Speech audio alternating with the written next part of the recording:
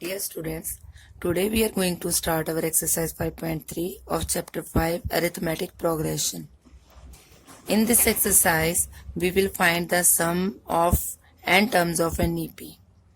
And formula to be used is Sn is equal to n by 2 into 2a plus n minus 1 into d. Another formula for finding sum of n terms of an EP is Sn is equal to n by 2 a plus l, where l is the last term. हम l जो last term होती है उसको A N से भी denote कर लेते हैं, इसलिए इस फॉर्मूले को हम दूसरी फॉर्म में ऐसे भी लिख सकते हैं S N is equal to N by two A plus A N. Now we will start our questions. In question number 1, given AP is 2 7 12 dash dash to 10 terms. Means इस एपी की first 3 terms दी हुई हैं और हमें 10 terms का sum find करना है. a is equal to 2, a is the first term 2, d second term में से फर्स्ट टर्म माइनस किया, 7 में से 2 माइनस किया 5, then total number of terms इनका हम सम फाइंड करना है हमने, वो है 10, n इज इक्वल टू 10. हम इसमें फर्स्ट फॉर्मूला अप्लाई कर सकते हैं क्योंकि इसमें हमें इस एपी की लास्ट टर्म नहीं पता. अगर लास्ट टर्म पता होता कि यहाँ से स्टार्ट हो रही है एपी और इस टर्म पे खत्म हो रही है, फिर हम सेकंड फॉर्मूला भी अप्लाई कर सकते थे, बट अभी हम फर्स्ट ही लगाएंगे इसमें. S N is equal to N by two 2a plus N minus 1d.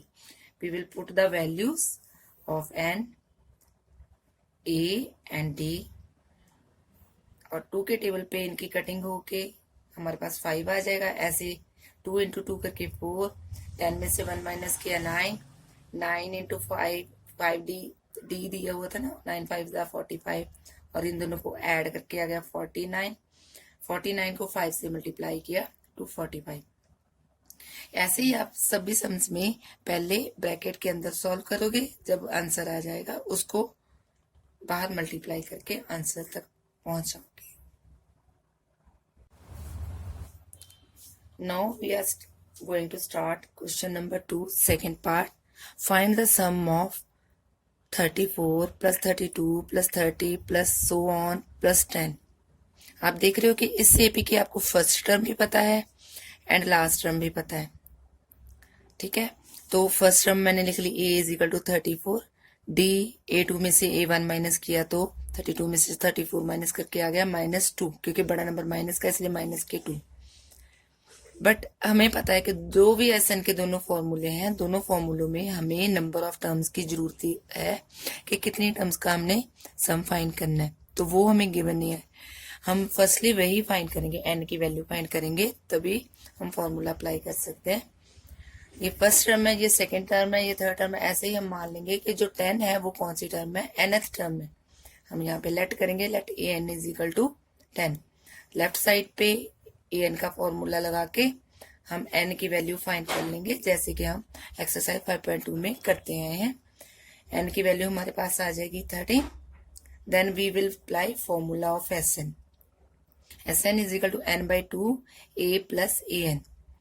इस क्वेश्चन में आप फर्स्ट वाला फॉर्मूला जो आप क्वेश्चन नंबर 1 में अप्लाई करके हो वो भी अप्लाई कर सकते हो, बट क्योंकि हमें इसमें लास्ट टर्म दी हुई है इसलिए मैं सेकंड फॉर्मूला प्रेफर कर रही हूँ, क्योंकि इससे कैलकुलेशन आसान हो जाएगी.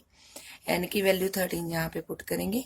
13 ओवर 2, ए फर्स्ट टर्म है 34 एंड लास्ट टर्म है 10, और ये इन दोनों को ऐड करके आ गया 44. 2 के टेबल पे कटिंग होके और 22 आ गए हमारे पे पास, और 13 एंड 22 को मल्टीप्लाई करके 286. Question number 4. How many terms of the AP 9, 17, 25 and so on must be taken to give a sum of 636? AP जो गिवन है उसकी कितनी टर्म्स का सम 636 होएगा, वो हमने फाइंड करना है. First term here is 9, a की वैल्यू 9 है. Common difference d a2 minus a1 करके हमारे पास आ जाएगा 8. हमने इस सम में सपोज कर लेना है कि लेट n टर्म्स का जो सम है वो कितना है 636. Let S N is equal to 636. S N का फॉर्मूला लगाएंगे यहाँ पे. ए की वैल्यू 9 पुट की, डी की वैल्यू 8. 9 टू 18 हो जाएंगे यहाँ पे. 8 को n-1 से मल्टीप्लाई कर देना है. 8n और 1 से मल्टीप्लाई किया, माइनस का 1 है, माइनस के 8 आ गए, 8 एंड ऐसे, और 18 में से 8 माइनस किया 10। ओवर वाला जो बाहर ये 2 है इससे क्रॉस मल्टीप्लाई हो जाना दूसरी साइड जाके, और जो n रह गया उसको अंदर ब्रैकेट के मल्टीप्लाई कर देंगे। 8n को n से मल्टीप्लाई किया 8n स्क्वायर, n को 10 से किया 10n, और जो 2 से मल्टीप्लाई करके नंबर आया उसको लेफ्ट साइड पे आप ले आओगे, और ये माइनस का हो जाएगा क्योंकि इधर प्लस का साइड चेंज की, माइनस का। अब आप देख रहे हो कि इस क्वाड्रेटिक इक्वेशन में हर एक नंबर जो है वो 2 पे डिवाइड हो रहा है, इसलिए 2 कॉमन कर लेते हैं। 2 पे डिवाइड कर देना है इसको, यहाँ पे 2 के टेबल पे 8 4 पे आता है 5, और इसको जब 2 से डिवाइड करोगे 636, 2 कॉमन करके वो दूसरी साइड जाके 0/2 होके 0 बन जाएगा, और ये सिंप्लीफाइड फॉर्म में आपकी क्वाड्रेटिक इक्वेशन आ गई। अब इसको सॉल्व करके यानी कि 2 वैल्यूज आएंगी। सॉल्व करने के भी 2 मेथड है, एक यूजिंग क्वाड्रेटिक फॉर्मूला, एक फैक्टराइजेशन मेथड। जो यहाँ पे अप्लाई किए वो फैक्टराइजेशन मेथड है। मिडिल टर्म 5 है, इसलिए 2 नंबर ऐसे फाइंड करने हैं जिनका सम प्लस के 5 हो। 4 एंड माइनस 636 को मल्टीप्लाई करके माइनस 2544 आ रहा है, इसलिए 2 नंबर ऐसे फाइंड करने जिनको मल्टीप्लाई करके इतना आए। 2 नंबर ऐसे हैं, प्लस के 53 माइनस के 48, इनका सम प्लस के 5 आएगा, और इनकी प्रोडक्ट इतनी ही आएगी जितनी हमें चाहिए। यहाँ पे हमने मिडिल टर्म को सेपरेट कर दिया, 53 एंड माइनस 48 में 53 and minus 48 and first 2 terms में से n कॉमन हो रहा है, लास्ट 2 टर्म में से माइनस के 12।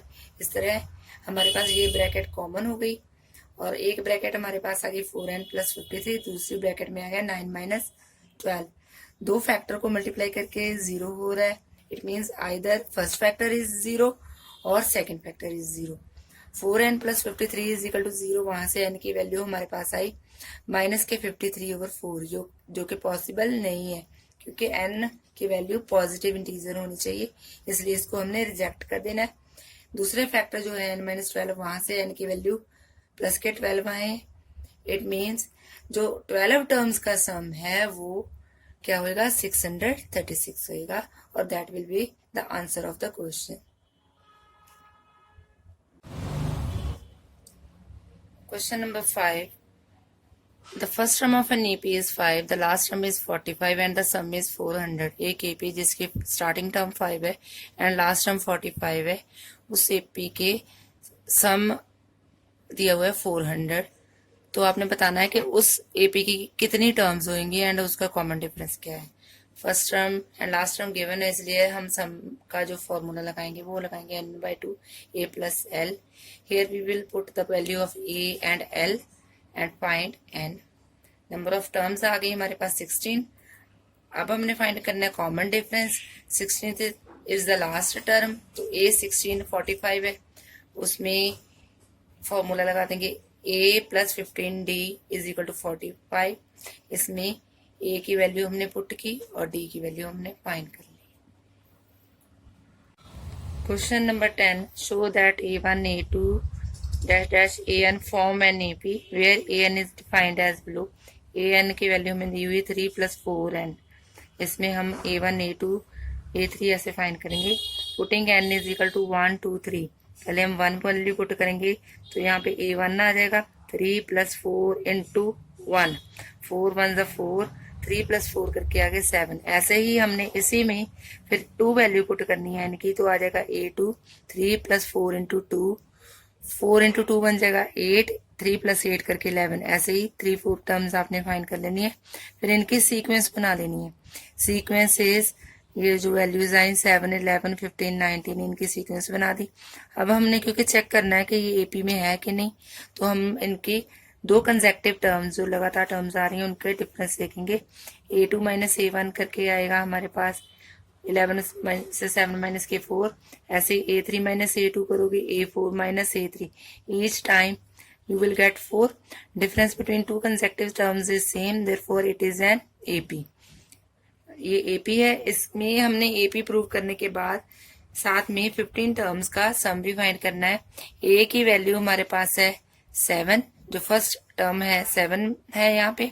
D जो कॉमन डिफरेंस आया वो 4, SN का फॉर्मूला लगाएंगे एंड N की वैल्यू 15 पुट करके A और D ये वैल्यूज लेके S15 फाइंड कर लेंगे। ऐसे ही इसका सेकंड पार्ट करेंगे।